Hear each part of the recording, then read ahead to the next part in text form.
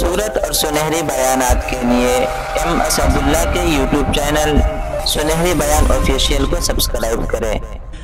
حضرت عمر فاروق رضی اللہ عنہ کے دور میں بھی کس طرح کا واقعہ پیش آیا۔ ایک نوجوان تھا، بڑا ہی حسین تھا، بڑا جمیل تھا، اللہ نے حسن عطا کیا تھا۔ وہ جب بھی نماز پڑھنے کے لیے آتا تو راستے میں ایک عورت تھی، اس کی نظر پڑتی، اور یہ کہا گیا ہے کہ یہ جو نظر ہے یہ شیطان کے تیروں میں سے ایک تیر ہے، اسی لیے تو نظر جھکا کے چلنے کا حکم دیا گیا ہے، کیونکہ جو نظر ہے شیطان کے تیروں میں سے ایک تیر ہے، اور تو ایک دفعہ جاتی ہے لیکن کتنے دنوں تک اس نظر کا جو اثر ہے وہ دل سے نہیں جاتا۔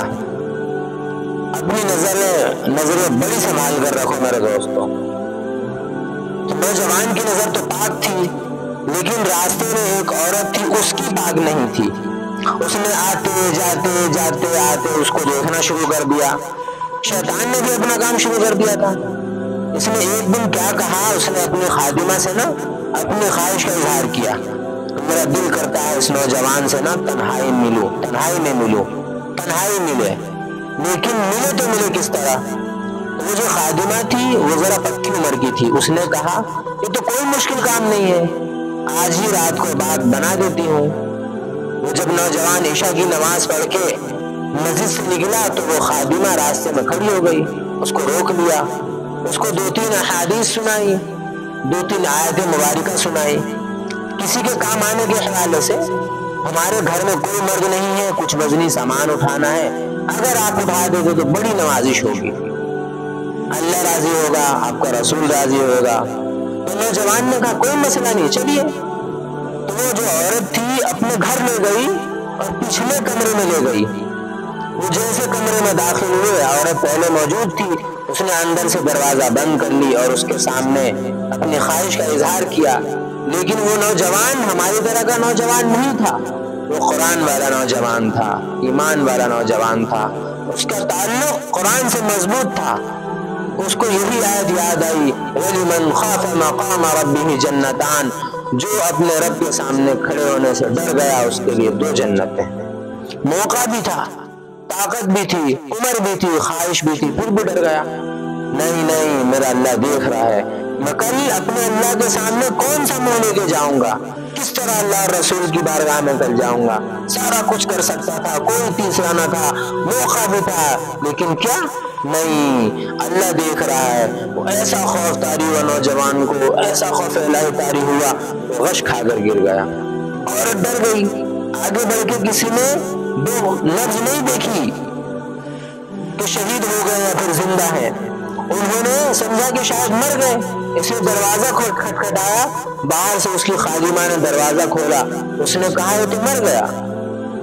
اس نے کہا یہ بھی مشکل بات نہیں ہے، مشکل تو تب ہے مشکل تو اس کے لیے جس کے گھر میں لاش برآمد ہو گئی۔ دونوں عورتیں جو تھی، دونوں رائے مشورہ کی کہ اب کیا کیا جائے، ان کی تو موت ہو گئی۔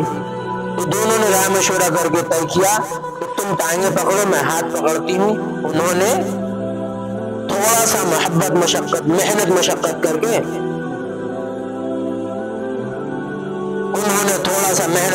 کر کے جوان کو جہاں کوڑا کچرا ڈالتے تھے وہاں پہ لے جا کے پھینک دیا۔ اب رات ہو گئی، بیٹا گھر نہیں آیا، باپ پریشان تھا، کافی وقت گزر گیا، تو والد صاحب بیٹے کی تلاش میں نکلے تو راستے میں کیا دیکھتے ہیں، وہ جو کوڑا کرکٹ پھینکنے کی جگہ ہے وہاں پر بیٹا پڑا ہوا ہے۔ بیٹے کو اٹھایا، گھر لے آئے، منہ پہ پانی کی چھینٹیں مارے، بیٹے کو ہوش آئی، باپ نے پوچھا بیٹے کیا ہوا، بیٹے نے پھر سنانا شروع کیا۔ جب پھر وہاں پہنچا نا، اس عورت نے مجھے دعوت زنا دی، تو پہلے تو خوف الہی کی وجہ سے بے ہوش ہوا تھا، اس بار اتنا خوف الہی نے غلبہ کیا کہ واقعی روح پرواز کر گئی، موت ہو گئی ان کی۔ والد نے راتوں رات جنازہ پڑھایا، صبح والد صاحب فجر کی نماز میں شریک نہیں ہو سکے۔ جب نماز سے فارغ ہوئے نا تو امیر المؤمنین حضرت سیدنا عمر بن خطاب رضی اللہ عنہ نے پوچھا بھائی وہ آج فلاں مقتدی کیوں نہیں آیا؟ لوگوں نے ساری بات سنائی، اور یہ جوان بیٹا تھا، انتقال کر گیا، رات کو ہی جنازہ ہو گیا، شاید اسی وجہ سے حضرت جماعت میں تشریف نہ لا سکے۔ آپ نے فرمایا چلو اپنے بھائی کے غم میں شریک ہوتے ہیں۔ حضرت سیدنا عمر فاروق رضی اللہ عنہ بھی تشریف لائے، باتیں ہوتی رہی۔ آپ نے بیٹے کی انتقال کی وجہ پوچھی تو باپ نے ساری بیٹی کی باتیں سنائی۔ آپ نے فرمایا اچھا تیرے بیٹے کا انتقال خوف الہی کی وجہ سے ہوا ہے؟ تو اللہ تعالیٰ تو فرماتے ہیں وَلِمَنْ خَافَ مَقَامَ رَبِّهِ جَنَّتَانِ، اور جو ہمارے رب کے سامنے کھڑا ہونے سے ڈر گیا اس کے لیے 2 جنتیں ہیں۔ تو چل پھر ذرا اپنے بیٹے کی قبر پہ لے کے۔ لکھا ہے حضرت عمر فاروق رضی اللہ عنہ آپ اس کے بیٹے کی قبر پہ تشریف لے گئے، اس کی قبر پر کھڑے ہو کے اس نوجوان کو باہر سے مخاطب کر کے فرماتے ہیں، اللہ فرماتے ہیں وَلِمَنْ خَافَ مَقَامَ رَبِّهِ جَنَّتَانِ، جو اپنے رب کے سامنے کھڑا ہونے سے ڈر گیا اس کے لیے 2 جنتیں ہیں۔ اے نوجوان اب آگے تو بتا اللہ نے تجھے 2 جنتیں دی کہ نہیں دی؟ تو لکھا ہے قبر سے جواب آتا ہے امیر المؤمنین رب سچا ہے، رب کا رسول سچا، رب کا قرآن سچا، میں جیسے قبر میں آیا ہوں اللہ نے مجھے 2 جنتیں عطا کر دی۔ سبحان اللہ۔ بچو میرے دوستو، زنا جیسی گناہوں سے بچو، اس دور میں سب سے بڑا فتنہ ہے، اس سے بچو۔ اور خود نہیں بچا جاتا اپنے اللہ کے سامنے بار بار گڑ گڑاؤ، معافی مانگو اللہ سے، اللہ مجھے بچا لے، دعائیں مانگو اللہ سے اللہ مجھے بچا لے اس گناہ سے۔ ابھی کے لوگوں نے تو ایسا معاشرے کو اس طرح کا بنا دیا ہے کہ یہاں زنا بالکل بری چیز نہیں سمجھی جاتی۔ لوگ فخر سے بتاتے ہیں یہ کیا ہے، یہ قرب قیامت ہے، قیامت کی نشانی ہے، لوگ گناہ کر کے فخر سے بتایا کریں گے۔ آج کا نوجوان فخر سے بتایا کرتے ہیں میری اتنی گرل فرینڈ ہے، اتنی بندیوں سے بات ہوتی ہے، اتنی لڑکیوں سے بات چیت ہے، یہ کیا ہے، یہ قیامت کی نشانی ہے تو پھر کیا ہے؟ نوجوانوں لوگ گناہ کر کے ڈریں گے نہیں بلکہ فخر سے بتایا کریں گے ہاں جی میں یہ گناہ کر رہا ہوں اور اتنی جگہ کر رہا ہوں، لیکن کیا ہوگا؟ نیکی مشکل ہو جائے گی، جنت میں جانا مشکل ہو جائے گا، جہنم ان کی مقدر ہو جائے گی۔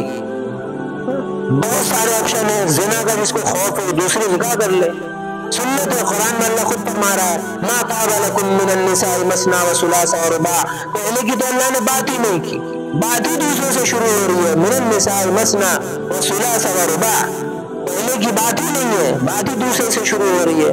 جتنی مرضی بندیاں بنا لو، لڑکیوں سے بات کر لو، کوئی برا نہیں سمجھے گا، بلکہ لوگ آپ کو جاننے کے بعد بڑا خوش ہوں گے کہ یار بڑا مزاج خوش مزاج آدمی ہے۔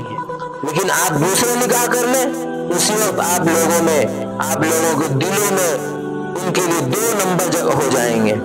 آپ لوگوں کی نظر میں جو نکاح کے وہ 2 نمبر کے ہو جاتے ہیں، سب ناراض ہو جاتے ہیں، بیٹے ناراض، بیٹیاں ناراض، ماں ناراض، باپ ناراض، سالہ ناراض، سسور ساس سب ناراض ہو جاتے ہیں، چھوٹے ناراض، بڑے ناراض، سب کے سب۔ یہ کیا ہے؟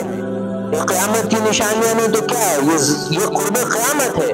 گناہ اچھا ہو گیا، گناہ آسان ہو گیا، نیکی بری سمجھی جانے لگی، نیکی مشکل ہو گئی۔ اس لیے بچو میرے دوستو، گناہوں سے بچو۔ اس کا طریقہ جو ہمارے بڑوں نے بتایا ہے یہی ہے، روز صبح اٹھو اللہ کے سامنے رو، اللہ سے مانگو اللہ میری حفاظت فرما۔ دنیا تو 4 دن کی ہے، اللہ ہم سب کو اپنی حفاظت میں رکھے۔ اگر میرے دوستو کوئی بھی اس گناہ میں پھنسا ہوا ہے تو میں یہی کہوں گا کہ توبہ کر لے سب کے سب، کیونکہ یہ وہ گناہ ہے کر تو ہم رہے ہیں لیکن اس کی سزا ہماری نسلوں کو بھگتنی پڑے گی، کیونکہ امام شافعی رحمۃ اللہ علیہ فرماتے ہیں زنا وہ قرض ہے جو کر تو رہا ہے لیکن چکائے گی تیری اولاد۔ اس لیے اپنی اولاد کے لیے، اپنی بیٹیوں کے لیے، اپنی بہنوں کے لیے گڈھے نہ کھودو، اس سے بچو۔